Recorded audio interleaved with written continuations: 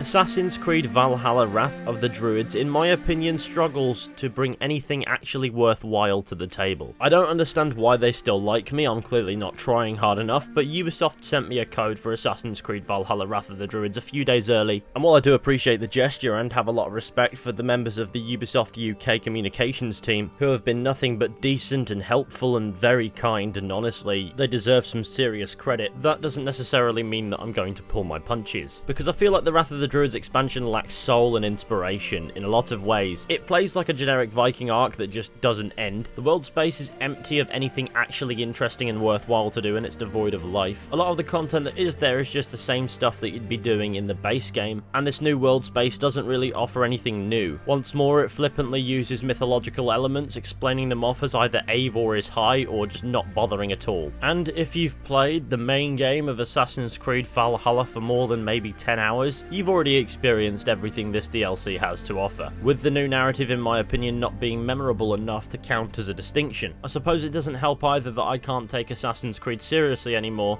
I mean, I'm a blood-soaked Viking in the possession of Mjolnir and Excalibur, donning Altair's robes, riding a giant big cat through fields in Ireland, and I'm on my way to fight fucking werewolves. And I'm gonna be honest, this cat looks like it's seen some shit. I mean, if Assassin's Creed can't take itself seriously anymore, then why the fuck should I? As you can imagine, this video is gonna be my review for Assassin's Creed Valhalla Wrath of the Druids. I think it's fair to say that it's obvious that it's going to be fairly critically heavy, but please do bear in mind that this is all in my opinion, and if you find yourself disagreeing, that's perfectly fine.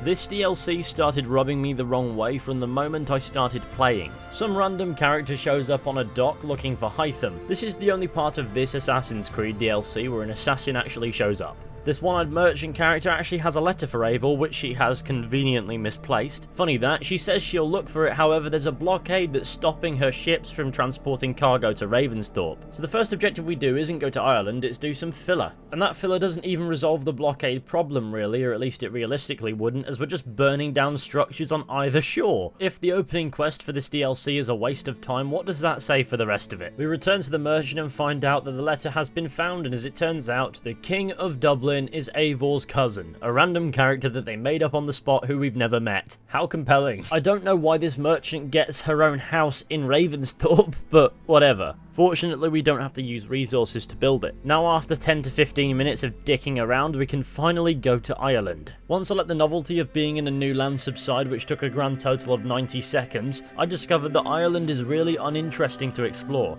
It feels lacking in identity. Dublin is just a clusterfuck of houses that could literally be anywhere. It doesn't feel recognisable from other locations in any way. In fact, the only thing I ever stopped to look at was this random two-person silent rave.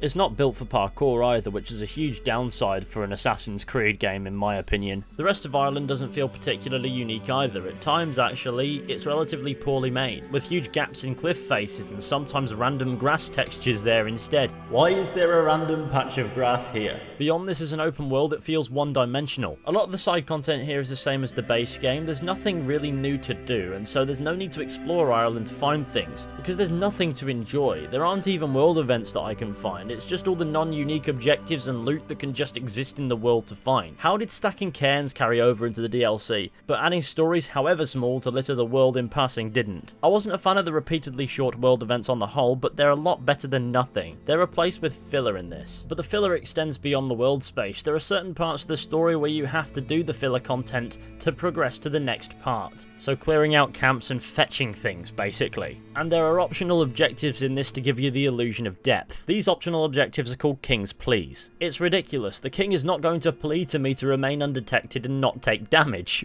Not only do these pleas make no sense to come from a character in the world, there's no individuality to any of them in any sense, as you collect them as contracts which are just pinned to a pigeon coop. These filler missions are no more scripted than anything else in this game, which isn't very much, and so these optional objectives are more based on luck than skill, and even then I don't actually know what doing them achieves. Even then, the game's asking you to do things it doesn't actually accommodate, like remaining undetected, because this is a game where you can be perfectly hidden and a guard will just detect you without doing anything. Regardless, it doesn't really matter. Optional objectives thrown into an unscripted mess does not add depth to your boring fetch quest. I guess you could say setting up trading posts is new, but that's only superficial. It's just building up Ravensthorpe, but with small settlements across the map. There's a small predictable quest for each one that follows the exact same pattern of clearing out the area, finding out where the deed to the outpost is because that information is conveniently laying around, going to retrieve it and coming back and setting up the trading post. Why does a Viking who kills everyone who gets in their way need a deed? Is it interesting? No, but we do it because the game says so. And then to gain the materials to build up these trading posts, you have to go raiding. It's the exact same raiding system found in the base game, and it's just expired from Go. And then you have these Druid trial things, and they're basically like the mushroom trips from the base game, but without any identity, as you know exactly what's going to happen. It's always a fight, rather than maybe a fight here or a puzzle somewhere else. You just know what to expect. This isn't unique content, it's just the same content as the base game, slightly dumbed down with a new lick of paint. And that's really all there is to say about anything in the open world content-wise. It just has nothing to actually offer. Now, the game isn't bad looking, but there's nothing in this new world space that is visually unique either. It's just a new large space with not much actually going on. As far as the story for this DLC is concerned, I have no clue. I just don't know. It's not horrible and absurd, it's just not memorable. It just plays like a generic Viking arc from the main game. It doesn't seem to be related to anything like one, and it just abruptly ends like one as well. You've got a new Order of Ancients / Cult of Cosmos menu styled thing, but it's the Children of Danu, which is a cult of Druids. Who leads them? It's a mystery. Well, actually no, because it has the same issue as the main game in this respect. Just looking at the silhouette of the character on the menu tells you exactly who it is, because it's nowhere near obscured enough. If you see the character, you just know. And so you wind up knowing the identity of the big bad way before the game actually wants you to, because of a fundamental lack of attention to detail, which seems to be pretty rife in Ubisoft games these days. Unfortunately, when you hunt down these targets, none of them have kill room confessions, which I think is disappointing. There may not be the Order of Ancients, but that would have been cool just the same. Beyond this, there are mystical aspects that don't quite get satisfactory explanations. Fighting a random werewolf-like creature because Eivor got high on some random fumes is all well and good, but Ubisoft uses this excuse to make their games more fantasy far too flippantly for Assassin's Creed to hold any weight as a sci-fi experience. Ubisoft can claim Assassin's Creed isn't fantasy as much as they want, but it just is. In fact, it's not even that, is it? It's just bollocks. There are other mythological aspects that are explored in a fantasy way that aren't explained at all. Chances are there's some Isu relevant shit that's going on, but no explanation is actually provided, even in the vaguest sense. And thus the origin of these fantasy elements becomes convoluted in the eyes of newer players, and that's due to the sheer neglect of detail. I can't even get attached to any of the characters, the game just doesn't compel me to care about them at all. And so I'd like to go on the record saying that Assassin's Creed Valhalla Wrath of the Druids fundamentally fails to tell a story that's actually interesting, at least in my opinion. And beyond everything that we've just spoken about, is there anything else that actually needs talking about?